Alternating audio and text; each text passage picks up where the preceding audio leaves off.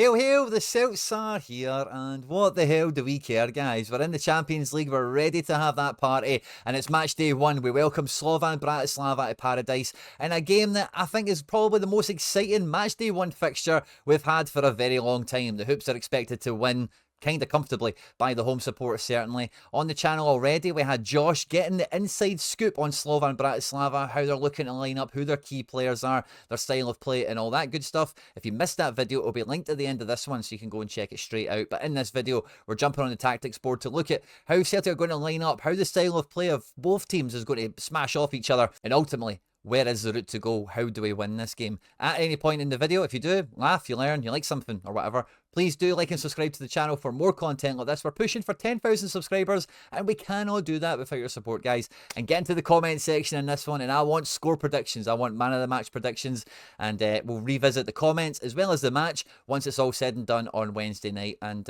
yeah.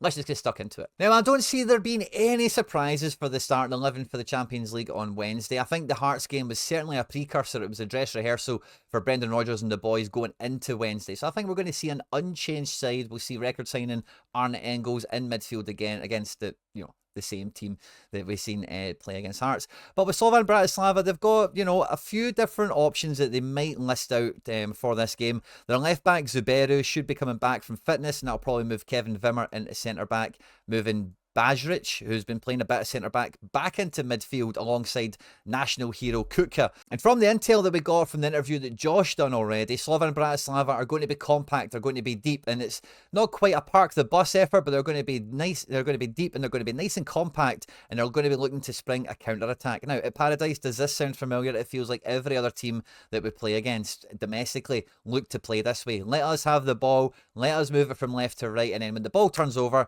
can they quickly spring into life? Now, the striker is said to be a hard-working press machine, so he might be a guy that we see quite often in the faces of Schmeichel and Scales and Vickers and whatever as we look to play out from the back. But the supporting cast of Tolic, Vladimir Weiss, boo, and Barsegian here, I think he's from Kazakhstan or Armenia or something like that.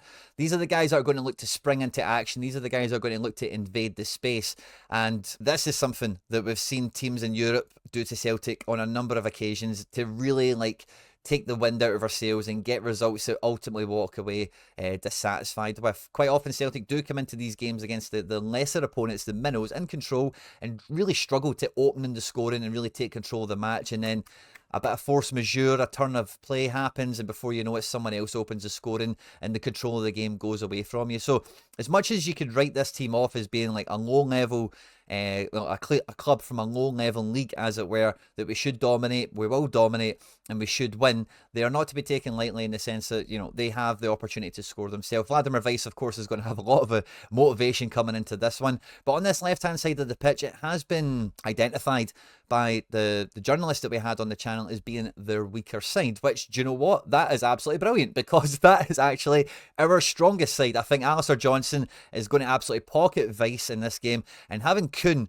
playing against a defender just coming back from fitness, or even their second choice left back, I think the right hand side of the pitch is where we're going to see a lot of joy. And what we've seen happening against Hearts is the beginning of the formation of this right hand side triangle that used to be Johnson, O'Reilly, and then either like Abada or Forrest or Yang or whatever being Johnson, Engels, and Kuhn. So I think this is going to be a great platform for these guys to really show that they are Champions League level. They're probably the three best players that we would want in the team to be forced to play the ball really well in tight spaces and under pressure to try and then find other players who might then have a bit of space on their hands to pop in and get the goal away, get the shot off, that sort of thing. So I think a lot of our play is going to come down the right-hand side for the most part, giving Taylor the ability to come inside a little bit more as this guy gets deep and narrow, and Daisen Maeda, of course, will be on the shoulder, operating a second striker, coming in from the left-hand side. And this all really does paint in to Celtic's advantage. This is the way we want to play, this is the way we want to set up, and these are the sort of opportunities we want to create. But I'm always hesitant when I get this confident, because like in Europe, there's just always something that could happen. This is going to be a huge game for Reo Hatate, but because he's coming under some criticism after his Hearts performance, and there is always a section of the Celtic support that aren't Hatate admirers, aren't big Hatate fans. And well, with him watching Matt O'Reilly go out the door for big money, as well as links to one or two other players like Kyogo and all the rest of it, you definitely feel after travelling away with Japan and not getting a minute, not getting a minute on the pitch, he should have a bit of a chip on his shoulder. He really should be coming into this game with a point to prove. And I'm going to be watching Hatate intently. I really do feel that all the Champions League experience he's had so far has helped him develop and move on. I remember going to watch Real Madrid and seeing him man for man with Modric, and it really did feel that after that game, if you go back and look at it, the 2 or 3 performances we got out of Hatate post Real Madrid were some of the best football he had ever played, and it felt like it was that master and Padawan kind of situation. He shared the pitch with Modric, quite a similar style of player, of course, and then he's managed to take some tips and some hints, and I like how he did that, and he plays like this, and that's something I could adapt into my game, and they managed to move it on. He won't be playing against anyone in this match where he might be taking tips and hints from them or anything like that, but this is a game and this is a stage where Hatate really needs to grab the bull by the horns and show Celtic fans and show everyone around Europe and back in Japan that he is an elite playmaker. And he deserves to be on this stage, and potentially could be the next Matt O'Reilly kind of situation for us, as well as as far as the player trading model goes. But I do think in times gone by, one thing that has let us down from time to time has been the bench, has been the quality of substitutes, because even if you look back at the best Celtic teams that we've had, the bench is always just that little bit thin. There's always a guy on loan, a guy that's barely played, a guy that we've still got that we can't sell or manage to shift on. Lagerbielke scored the last goal of the Champions League group stage against Feyenoord, if you remember. And I don't really feel that we have this. The bench is super packed, and there's a lot of great talent on the bench to give us great options to maintain the style of play and the intensity. So as much as I think the starting 11 is probably the most important part of this, we really do hope that they start the game on fire, they get us a couple of goals, they give us control of the match.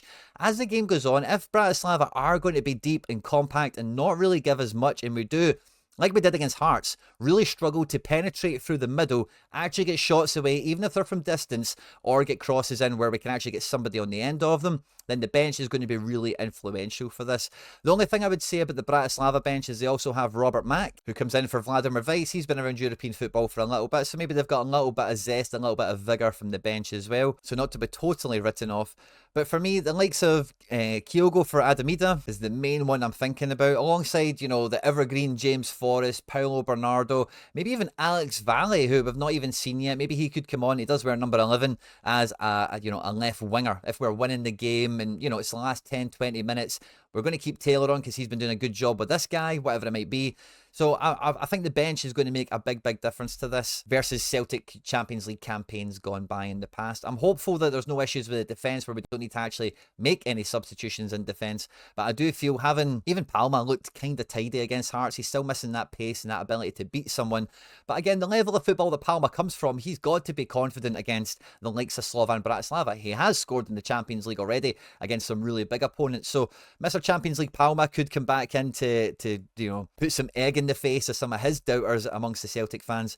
But I just think with the amount of talent that we've got on the bench, this is going to make a big, big difference to this game. And ultimately, I wouldn't be surprised if we came out of this with a very comfortable victory, 2-3, 4-0, something like that. But sod's law, the amount of times we've played Europa League and Champions League against teams that we should be beating comfortably, we end up making a meal of it. The game gets a little bit away from us. So I'm kind of scarred by the past, as it were. But again, as I look at the teams and how they're going to set up, I don't really think that's too likely. But once bitten, twice shy. We know how it goes with Celtic in Europe. Sometimes there's just always that random thing that will go against us, and we need to step up to it. But make no mistake about it, this is a huge 6-pointer. This is a game that we actually 100% need to win. Although it is like, a small team that we should be beating, not picking up 3 points in this is going to have a massive domino effect to how difficult it's going to be to get points in the other matches that we need to get us into the next round of matches for the next stage of progression in the Champions League itself. And as I look at the teams and as I think about the match, and I'm trying to think to myself, how is it actually going to shake out? How many goals are we going to score?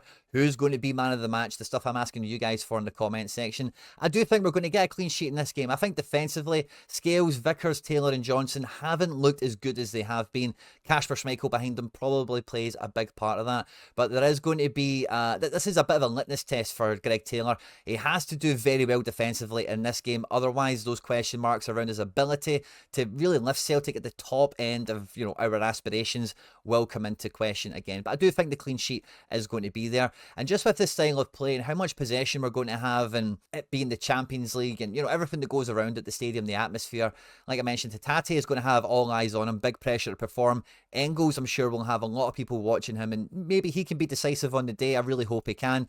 But for me, this is going to be a game where maybe Nicholas Kuhn rises to the fore. But my man of the match, I really do think McGregor is going to have a really good game in this one. I think if this midfield does get really deep, we bring Taylor into inside into midfield, inverted fullback, as it were, or whatever. I think McGregor is going to be the most influential player on the day. I think he's the guy that's been there, done it, and will be able to be that kind of calming influence on. A lot of these guys have played Champions League for us already, not all of them, but I think he's going to be the gel. He's going to be the guy that knits everything together. And I fancy him to get a goal or an assist or something like that. I fancy him to influence how the match is going based on the form he's had so far this season. So I'm going to take Celtic to score 1 or 2 in the first half. Feels about right to me. And I do think the bench is going to get on the score sheet as well. So I'm going to go for Celtic to win this by 3-0. Maybe it's Kuhn, but I think the man of the match on the day is going to be McGregor. It will be Kuhn if he can be the guy that unlocks the door and wins the first half for us, as it were. I'm absolutely buzzing for this Champions League, guys. It feels like this Champions League format is tailor-made for clubs like Celtic that aren't in the Premier League or La Liga, that want to get back to the top 1%, the elite end of European football, have the history, have the infrastructure, have the fan base behind it to support it. But the old format really did kind of put a glass ceiling on, you know, like getting out of the group stages was like the biggest achievement possible. Whereas now, you know, possibilities are really totally different now. So I hope we start off this new era, this new kind of generation of the Champions League in the way that we mean to go on. And that is like we used to at the beginning of this millennium. No one comes to paradise and gets an easy game. Everyone comes and loses. And Celtic lift their game. We are the 12th man in the stands, of course, as well. I'm looking forward to it. I can't wait to see you guys for the post-match reaction and review, analysis, whatever you want to think of it as. On screen now is that interview Josh did that I mentioned to you before, as well as some other stuff that we've made to YouTube thinks you might enjoy. Don't forget to hit the subscribe button and get into the comment section on this one. Hail, hail, and moan the hoops!